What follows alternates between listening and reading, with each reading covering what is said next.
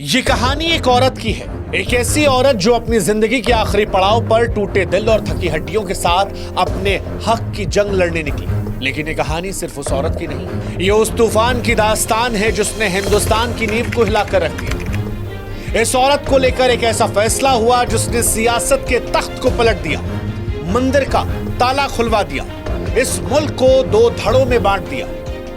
ये कहानी शाहबानो की है, ये कहानी भारत की है।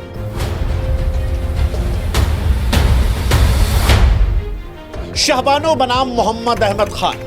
40 साल पहले साल 1985 में एक ऐसा केस आया जिसने राजनीतिक भूचाल ला दिया। ऐसा भूचाल जिसकी लपटें आज भी सुलग रही हैं। वो ताला खुलना, वो दंगे होना, वो वोटों का सफाया होना, सब कुछ उस एक औरत की पुकार की वजह से। हिंदुस्तान में बंबई दंगों से लेकर गुजरात दंगों तक, दाऊद इब्राहिम से लेकर नेताओं की सियासत तक, सब कुछ उस औरत की पुकार की देन रहा। इंदौर की वो 62 साल की विधवा जो 5 बच्चों की मां रही, शाहबानो, उसकी आंसुओं से भरी आंखें उम्मीद भरे दिल के साथ जब वो देश की सर्वोच्च अदालत में अपने हक की गुहार लगाने पहुंची, तब इस देश को नहीं पता था कि इस देश का भविष्य कैसे उस एक केस की वजह से बदल जाएगा। वो कोई साधारण औरत नहीं थी, ना उसका केस कोई मामूली था। ये वो जंग थी जिसने हिंदुस्तान को झकझोर कर रख दिया। एक ऐसा फैसला आया जिसने राजीव गांधी की सरकार को घुटनों पर ला दिया। और सच कहें तो इस फैसले के बाद जो कुछ हुआ, उसके बाद आज तक कांग्रेस यूपी बिहार से गायब है। कांग्रेस को इस केस ने यूपी बिहार से मानो निस्तनाबूद कर दिया। राम मंदिर की राह को इसी केस ने खोल दिया। वो देश जहां इस्लाम खतरे में है, वहां से हिंदू खतरे में है तक इस एक औरत की आवाज ने हिंदुस्तान को 2 हिस्सों में बांट दिया। और 40 साल बाद अब एक बार फिर उस केस की चिंगारी फिर से सुलग रही है। 7 नवंबर 2025 को एक फिल्म आने वाली है जिसका नाम है हक। यामी गौतम इमरान हाशमी उस दौर को फिर से जिंदा करने जा रहे हैं। हमें लगा कि जब एक बार फिर से इस कहानी को दोहराया जा रहा है तो क्यों ना इस कहानी को हम आपको बताएं, क्योंकि ये फिल्म सिर्फ अतीत की कहानी नहीं बल्कि आज के भारत की नफ्स को भी टटोलती है, जहां पर यूनिफॉर्म सिविल कोड की गूंज एक बार फिर सुनाई पड़ेगी और फिर शाहबानों के संघर्ष, उस फैसले के असर और उस तूफान का जिक्र होगा जिसने भारत को हमेशा हमेशा के लिए बदल दिया। शाहबानों की कहानी को सुनना है, समझना है तो शुरू से सुनना समझना पड़ेगा।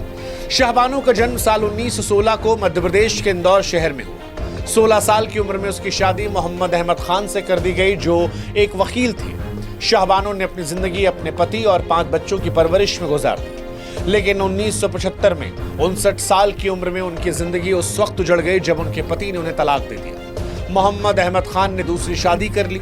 शाहबानो को उनके घर से बेदखल कर दिया गया। 5 बच्चों की मां बिना किसी आर्थिक सहारे के सड़क पर आ गई थी। उस दौर में मुस्लिम पर्सनल लॉ के तहत तलाकशुदा महिलाओं को सिर्फ इद्दत की अवधि यानी 3 महीने तक का गुजारा भत्ता मिलता था। मोहम्मद अहमद खान ने शाहबानो को 200 रुपए महीने का गुजारा भत्ता देना शुरू किया, लेकिन साल 1978 में वो भी बंद कर दिया। शाहबानो जो अब 62 साल की हो चुकी थी, अपने और अपने बच्चों की जीविका के लिए कोई रास्ता ना देखकर इंदौर की मजिस्ट्रेट कोर्ट में गुजारा भत्ता मांगने का केस दायर कर दिया।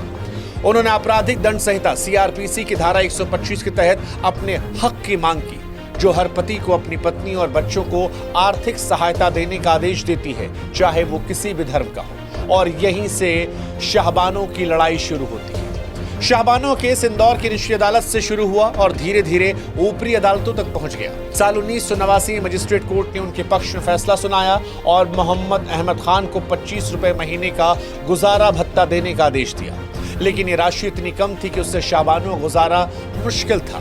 इस फैसले को उन्होंने चुनौती दी और मध्य प्रदेश हाईकोर्ट ने साल 1990 में गुजारा भत्ता बढ़ाकर लगभग 180 रुपए कर दिया। मोहम्मद अहमद खान ने इस फैसले को फिर सुप्रीम कोर्ट में चुनौती दी।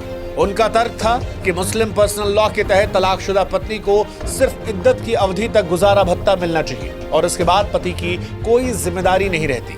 अब ये मामला सिर्फ शाहबानो और उनके पति का नहीं था, ये धर्म, कानून और संविधान के टकराव का प्रतीक बन गया था। फिर आई वो तारीख जिस दिन सुप्रीम कोर्ट का ऐतिहासिक फैसला हुआ। 23 अप्रैल साल 1985 को सुप्रीम कोर्ट की 5 जजों की बेंच, जिसकी अध्यक्षता मुख्य न्यायाधीश YB चंद्रचूड़ ने की, उन्होंने शाहबानो के पक्ष में फैसला सुना दिया। कोर्ट ने कहा कि CRPC की धारा 125 सभी भारतीय नागरिकों पर लागू होती है, चाहे धर्म कोई भी। मुस्लिम पर्सनल लॉ को इस धारा के ऊपर प्राथमिकता नहीं दी जा सकती। कोर्ट ने मोहम्मद अहमद खान को शाहबानो को 500 रुपए महीने का गुजारा भत्ता देने का आदेश दिया। इसके साथ ही कोर्ट ने टिप्पणी की कि यूनिफॉर्म सिविल कोड लागू करने की जरूरत है ताकि सभी धर्मों के लिए समान कानून बन सके। ये फैसला न केवल शाहबानो के लिए जीत था, बल्कि ये भारत के संविधान के समानता के सिद्धांत की भी जीत थी। लेकिन इस फैसले ने एक ऐसी आग को भी भड़का दिया जिसने पूरे देश को अपनी चपेट में ले लिया। सुप्रीम कोर्ट का यह फैसला आते ही देश में हंगामा मच गया। मुस्लिम कट्टरपंथी संगठनों और नेताओं ने इससे इस्लाम के खिलाफ करार दिया। All India Muslim personal law board ने कहा कि यह फैसला शरीयत में दखल देता है। देश भर में प्रदर्शन शुरू हो गए। इस्लाम खतरे में है का नारा गूंजने लगा। दूसरी तरफ हिंदू संगठनों ने इस फैसले को समानता की जीत के तौर पर देखना शुरू किया और इसे यूनिफॉर्म सिविल कोड की दिशा में पहला बड़ा कदम बताया। उस समय देश में राजीव गांधी की सरकार थी, जिन्होंने 1984 के चुनाव में भारी बहुमत से जीत हासिल की थी। लेकिन शाहबानो केस ने उनकी सरकार को मुश्किल में डाल दिया। मुस्लिम समुदाय के बड़े वर्ग का गुस्सा और वोट बैंक खिसकने का डर कांग्रेस को सताने लगा। राजीव गांधी ने इस दबाव में आकर एक ऐसा कदम उठाया जिसने उनकी सरकार और कांग्रेस की साख को हमेशा के लिए दागदार कर दिया। साल 1986 में कांग्रेस सरकार ने संसद में मुस्लिम महिला अधिनियम पारित किया। इस कानून में सुप्रीम कोर्ट के फैसले को पलट दिया गया और कहा गया कि तलाकशुदा मुस्लिम महिलाओं को सिर्फ इद्दत की अवधि तक ही गुजारा भत्ता मिलेगा। इसके बाद उनकी जिम्मेदारी उनके परिवार या फिर वक्फ बोर्ड की होगी। इस कानून को ही शाहबानो फैसले का उलटफेर माना गया। इस कदम ने न केवल शाहबानो के हक को छीन लिया, बल्कि ये साबित कर दिया कि धर्म आधारित वोट बैंक की सियासत संविधान के ऊपर हावी हो सकती है। लेकिन इस फैसले की कहानी सिर्फ यहीं तक नहीं थी और इसका असर भी सिर्फ यहीं तक नहीं था। कांग्रेस के इस कदम को हिंदू संगठनों ने मुस्लिम तुष्टीकरण के तौर पर देखना शुरू कर दिया। उस दौर में विश्व हिंदू परिषद और राष्ट्रीय स्वयंसेवक संघ यानी RSS ने इसे हिंदुओं के साथ अन्याय बताया।